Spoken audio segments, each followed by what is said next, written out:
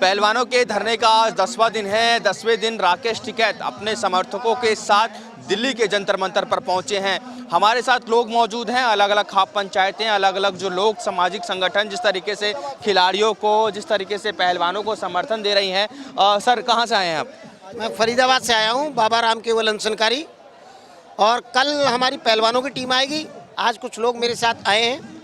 तो लगातार पहलवानों के समर्थन में पूरे देश का समर्थन कहीं ना कहीं मिलता हुआ नजर आ रहा है। आप लोग भी सपोर्ट कर रहे हैं सर, किस तरीके से, क्योंकि आज 10वां दिन है, जो पहलवान है अपनी मांगों को लेकर लगातार बैठे हुए हैं। ये दुर्भाग्य की बात है हमारे लिए कि जब हमारी बेटियां गोल्ड मेडल लेके आती हैं तो हम कहते हैं हमारी बेटियां, बड़ी शान के साथ हम बोलते हैं हमारी बेटियां, और हम कहते हैं भारत की बेटियां।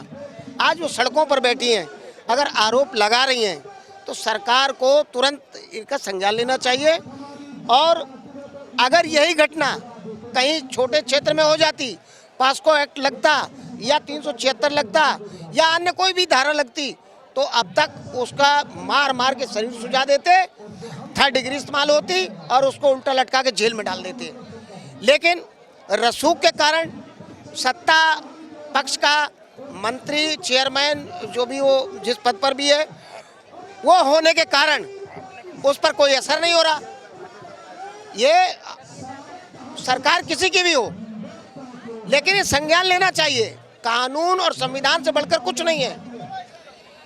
ना तो अब कानून की कोई पालना हो रही और ना ही संविधान को ख्याल में रखा जा रहा। ये सिर्फ तानाशाही और एक गुंडागर्दी का, मैं तो बार बार कहता हूँ, भ्रष्ट भाजपा गुजराती माफिया लुटेरी गैंग का सत्ता पर कब्जा हो गया देश प्रदेशों में।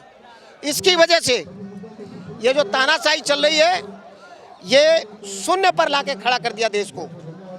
आप कहाँ से आए हैं सर? आप भी समर्थन देने पहुँचे हैं इन खिलाड़ियों के, पहलवानों को सर? हम भी फरीदाबाद से आए हैं, बाबा जी के साथ हैं।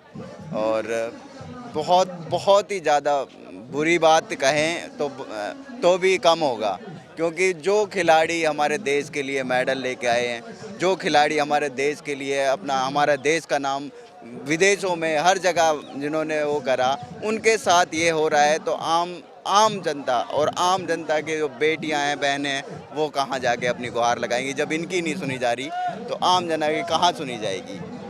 आप कहाँ से आए हैं सर? क्या नाम है सर आपका? मेरा नाम रामफल जांगड़ा है और मैं हरियाणा के हिसार डिस्ट्रिक्ट से आया हूँ। सर, लगातार खिलाड़ियों के समर्थन में, चाहे हरियाणा की बात करें, उत्तर प्रदेश की बात करें, हिमाचल की बात करें, अलग अलग राज्यों से लगातार इन खिलाड़ियों को समर्थन मिलता हुआ नजर आ रहा है। सर, आप हिसार से आए हैं, आज 10वां दिन है खिलाड़ियों के धरने का। क्या कहना चाहेंगे सर, लगातार जिस खिलाड़ियों को सपोर्ट? देखिए, बिल्कुल स्पष्ट है, इसमें तो कहने और कहने की और समझाने की कोई बात नहीं है। अगर हम जंतर मंतर पे आए हैं और संभाविक बात है, इस देश के जो टॉपर खिलाड़ी हैं उनके साथ में इतना बड़ा जघन्य अपराध हुआ है, तो संभाविक बात है समर्थन देने के लिए। लेकिन घुटन है, मतलब सीधा सीधा ये है कि आज देश की बेटी ये हो गई है। जब मैं 2012 में यहाँ 4 लड़कियों के साथ गैंग रेप हुआ और यहाँ मैं 2012 से लेकर ना 16 तक बैठा रहा, जब इस तालिबानी सरकार ने ये जंतर मंतर को खाली कराया, तो भाई वो भी दलितों की बेटी थी, पिछड़ों की बेटी थी, चूड़े चमार धाड़कों की, धोबियों की, नाइयों की बेटी थी। ये कहाँ चले गए थे उस टाइम? हमारे अंदर जमीन है, हम जिंदा हैं, इस देश की बेटी हमारी बेटी है। लेकिन ये छुआछात इन लोगों ने किया, उसका खामियाजा भुगतना पड़ता है। अरे वो किसी जमींदार की एक रिक्शा चलाने वाली की बेटी थी, वो दिहाड़ी करने वाली की बेटी थी, वो एक मजदूर की बेटी थी।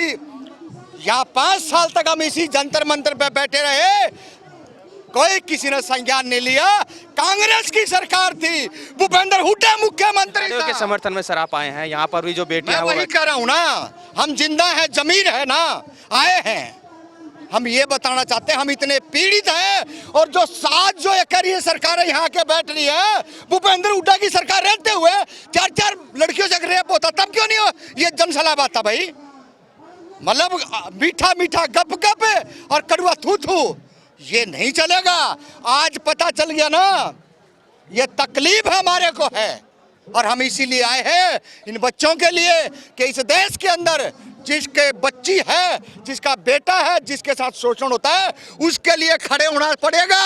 और नहीं तो देख लेना, आज भी मैं कह के जा रहा हूं जंतर मंतर पे, 26 जनवरी को किसानों को रोका गया, बॉर्डरों पर है, हमने पहले कह दिया दिल्ली जंतर मंतर पर नहीं आने देंगे, और अब की बार ये जंतर मंतर पे आगे हैं। और ये जितने लोग मेरे बाहर को खड़े हैं और आपके जो व्यूअर सुन रहे हैं, आपके माँ बाप बहन बेटी है, तो नालायक को निकम्मा जंतर मंतर पे आ जाइए, नहीं तो अगली बारी आपकी है।